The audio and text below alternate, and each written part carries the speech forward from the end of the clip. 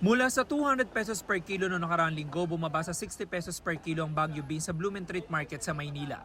Natapyasan din ng 20 pesos ang kada kilo ng kamatis na mabibili sa 100 pesos per kilo, patatas na 80 pesos per kilo at sibuyas na puti na 100 pesos per kilo.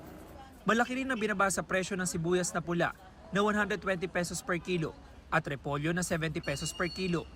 Ang siling labuyo na 600 pesos per kilo noong nakaraang linggo ay 400 pesos na ngayon.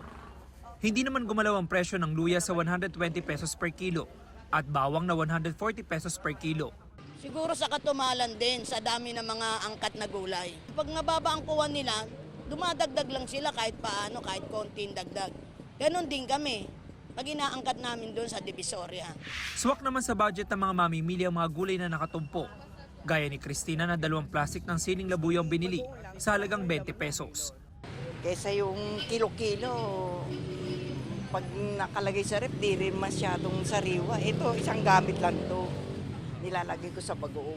Diskarte rin sa pagbabudget si Beth na bumili ng repolyo sa halagang 50 pesos. Kung ano lang importanteng yun lang ang bibilin. Kasi syempre, hindi mo naman pwedeng bumili ka lang ng hindi masyado kailangan. Kaya ito, araw-araw. Oo, supi ko na sila eh.